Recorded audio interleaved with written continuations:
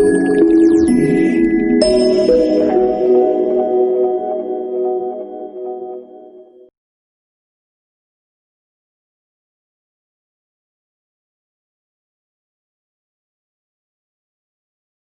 night to all, depending on the time zone you're in. My name is Carita Costa Maia, and I will moderate our webinar today on the boundaries of the Polemic Institute of Parliamentary Immunity. I want to thank the audience via Zoom and YouTube, and the panelists who very kindly opened space in their much disputed agendas to be with us today. This event is being promoted by Berkeley Global Society in partnership with Motillo Trade Consultancy, with Takeda Cohen Chalub Law Firm, and with the Secretariat for International Relations of the Chamber of Deputies of Brazil to enter our event. So first, some housekeeping instructions. We estimate that our event will take like 1 hour and a half, 2 hours. And for this reason, the question and answer session will be partitioned and not at the end of the event, as it is usual. Some of our speakers will be absent at the end of their speeches due to the public positions that they occupy.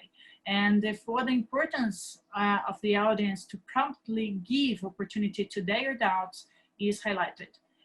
Each panelist will be given 15 to 20 minutes to make the presentation, after which we will take up to 2 questions for the audience for him to answer. The panelists will have only 5 minutes in total to answer all the questions. The other questions should be sent to the email that the organization of the event will make available to everyone.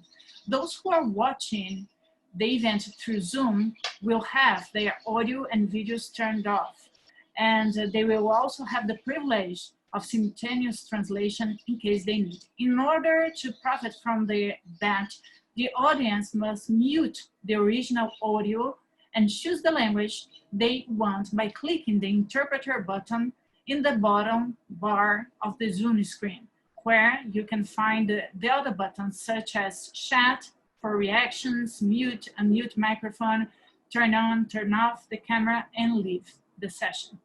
Any specific question about the functionality of the Zoom features can be forwarded individually to me or the host. The host is Berkeley Global Society in the chat. So what brought us to an event of parliamentary immunity today?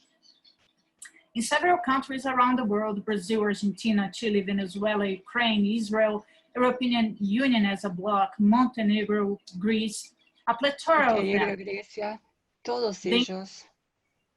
The Institute of Parliamentary Immunity has been de Inmunidad Parlamentaria. I'm sorry, please turn off the audio, thank you. A plethora of countries. The Institute of Muitos países estão passando por problemas. The Institute of Parliamentary Immunity has been the target of many criticism. This is because there has been muitas críticas na parliamentarians in the use of institutional shield. I'm having a reverberation here. Off. However, while the limitation to the Institute is important for the proper functioning of democracy, in some countries of the world where the quality of democracy has deteriorated, the end, suspension, restriction, or qualification of parliamentary immunity has only allowed political persecution. This is the case, according to some analysis, in Turkey, which suspended parliamentary immunity 4 years ago. In modern parlance, parliamentary immunity or parliamentary privilege recalls automatically the image of perks granted to a class of citizens who, having reached a certain status, that of politicians in the exercise of a mandate, would have more rights in relation to the common citizens. Throughout the world, special rights are granted to the legislators and their members concerning freedom of speech, freedom of arrest in civil actions, exception from jury duty, exception from attendance as a witness, among others. In the majority of the countries, the parliament privilege has a constitutional grounds. In few of them are legal grounds. This concept, unfortunately, common is also fallacious. The intention behind the Institute of Parliamentary Immunity is to allow Parliament and its members sufficient freedom to perform their duties as mechanisms of checks and balances in a republic and democracy, and bar, for instance, the executive to fulfill its almost atavic appetite to extend its power for all places under the sun. Mr. Daniel Sabsay. But first, I would like to say a few words about Mr. Daniel Sabsay. It is time to bring a little perspective from Latin America. Well, during the 90s and the 2000s, our next speaker was at the epicenter of two great, and I tell you, incredible events for Argentina history, but also Latin America and world history. Mr. Sabsay was the lawyer who challenged former Argentinian presidents, notably Cristina Kirchner, in many ways by the somewhat connivance, I would say, by means of lack of real interest in investigating the terrorist attempts of the Israeli embassy and the Asistencia Mutual Argentina, and finally the murder of the prosecutor Alberto Nisman, in charge of the investigations of both occurrences. Mr. Sabsay is one of the guests of this event who felt in his own biography the effects of the abuse of political immunities. Here an abstract of Mr. Sabsay's vast experience and curriculum. So Mr. Sabsay is a lawyer and professor at the National University of Buenos Aires, postgraduate degree at the Faculty of Law of the University of Paris II, France, professor of constitutional law at the Faculty of Law of the University of Buenos Aires, professor of graduate law at the Universities of Buenos Aires, Austral, Torquato de Tella, between others. Visiting professor of the Robert Schuman University of Strasbourg, France, and University of Texas in Austin, United States, and from the International University of Andalusia, Spain. President of the Fundación Ambiente y Foundation for Environment and National Resources. Former president of the Commission of Jurists for the preparation of the Legal Argentinian Digest. So with great pleasure and honor, Mr. Sabsay, the floor is yours. Mr. Sabsay. Muy buenos días a todos. Es un enorme placer y un gran honor, y agradezco especialmente a la Berkeley Global Society por haberme invitado a un encuentro tan trascendente, y en particular a la profesora Clarita Costa Maya, que ha organizado con una manera tan responsable y eficaz esta presentación, que versa sobre un tema muy importante de la democracia, como son lo que nosotros denominamos las prerrogativas legislativas o inmunidades legislativas. La democracia, como sabemos, es un sistema inestable porque tiene que precisamente administrar el conflicto a través del pluralismo y de la representación.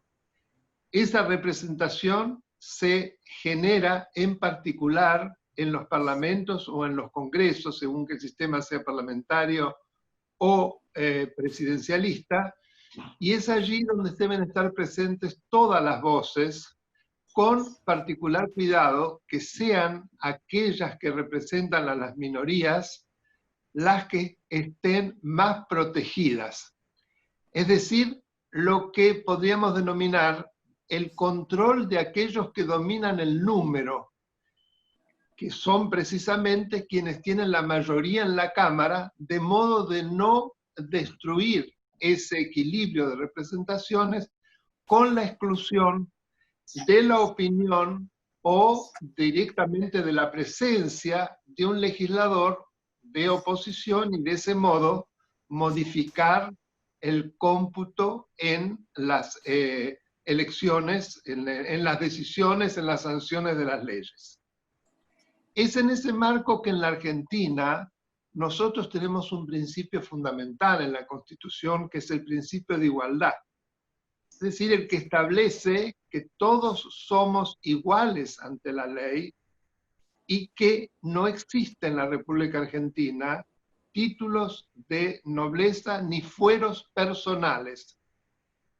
¿Por qué digo esto? Porque una utilización que no esté de conformidad con la razón de ser de estas inmunidades o prerrogativas puede transformarse en una situación de privilegio a favor de determinadas personas, quebrando el principio de igualdad y generando precisamente esos fueros, en el sentido de privilegio para algunos en detrimento de los otros. Por eso me pareció sumamente interesante escuchar al MP británico, a Chris Bryant, ya que fue en su país donde se originan las inmunidades y el mismo concepto y razón de ser de las inmunidades parlamentarias, pero luego, en una democracia que se profundizó tanto, estos privilegios o prerrogativas tendieron a diluirse, ya que de lo contrario lo que se observaba era la posibilidad de que se rompiese la igualdad y que algunos se valiesen de estas prerrogativas para lograr situaciones de preponderancia.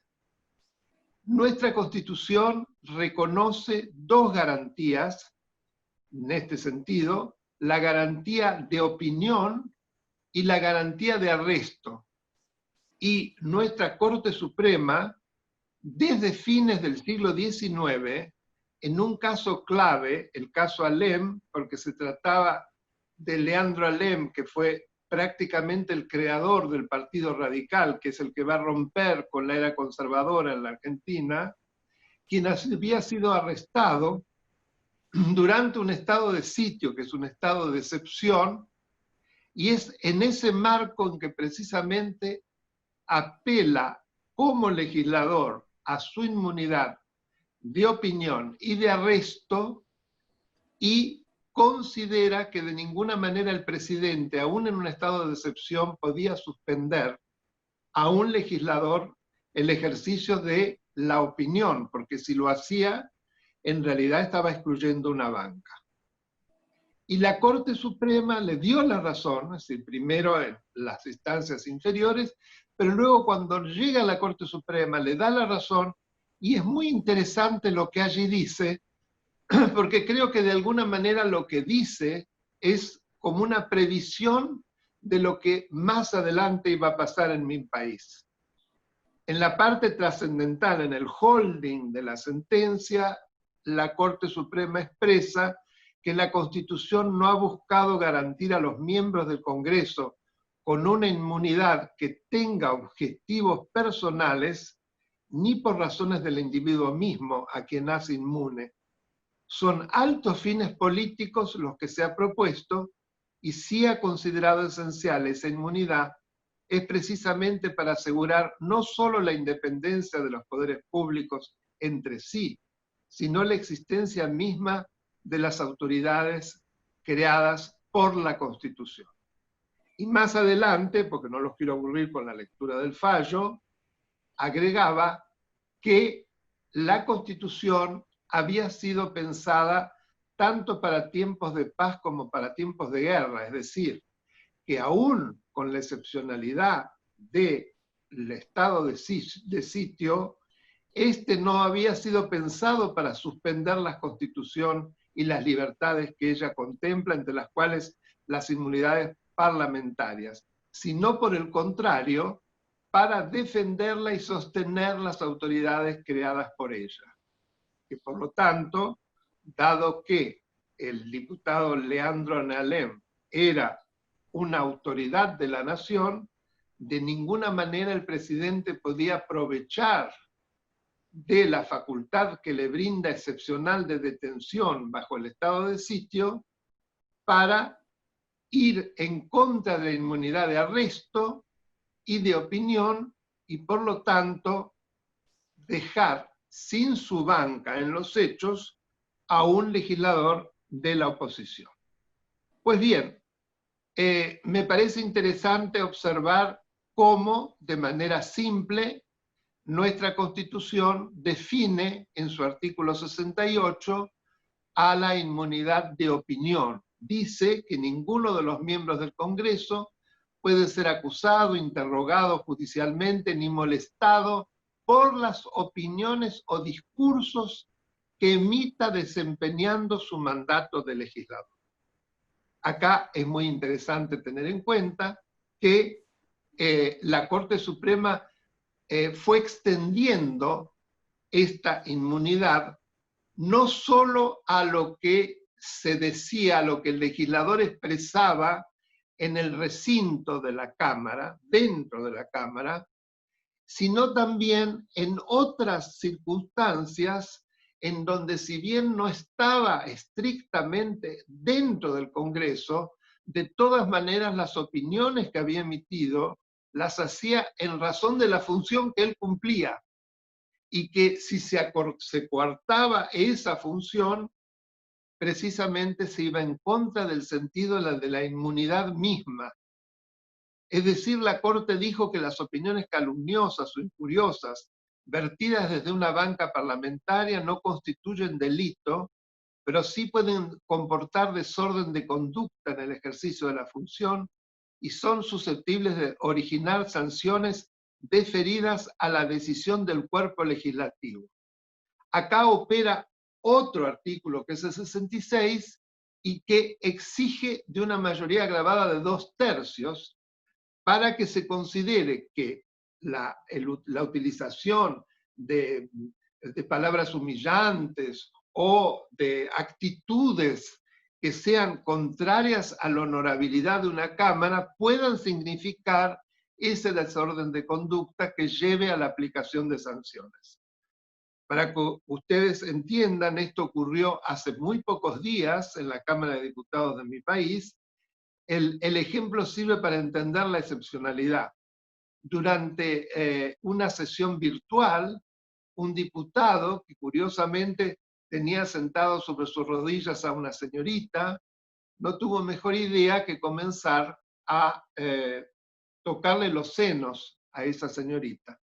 Pues bien, esa actitud le valió una suspensión y luego una expulsión, porque se consideró efectivamente que era algo absolutamente contrario, como era un desorden de conducta que deshonraba a la misma honorabilidad del Congreso y de la Cámara en donde él estaba ejerciendo su función de legislador.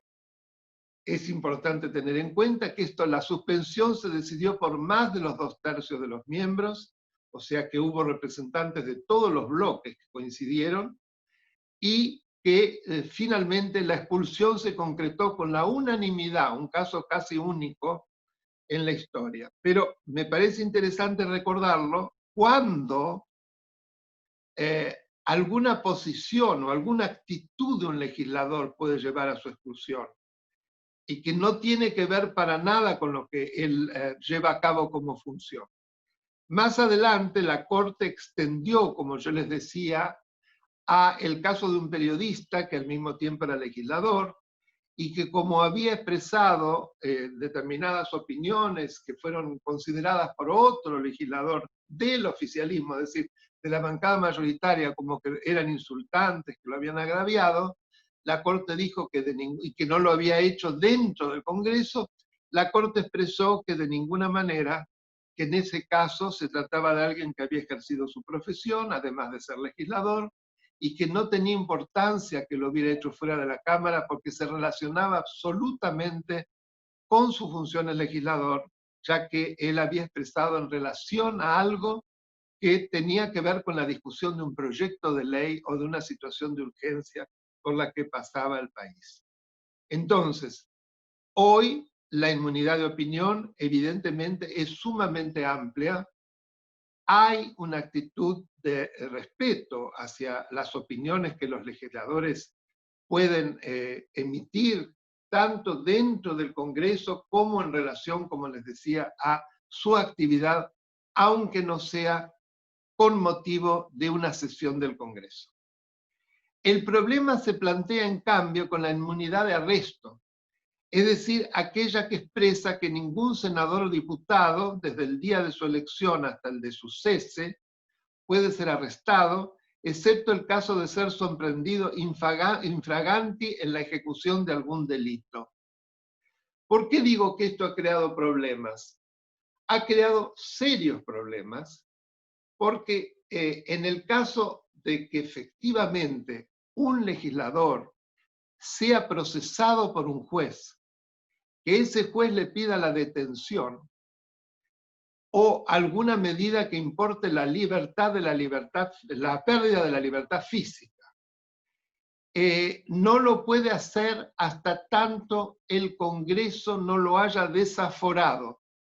El desafuero es otra institución que aparece en el artículo siguiente y que exige del voto de los 2/3 de los miembros de la Cámara para que ese legislador sea desaforado. Ahora bien, ¿cuál es el problema?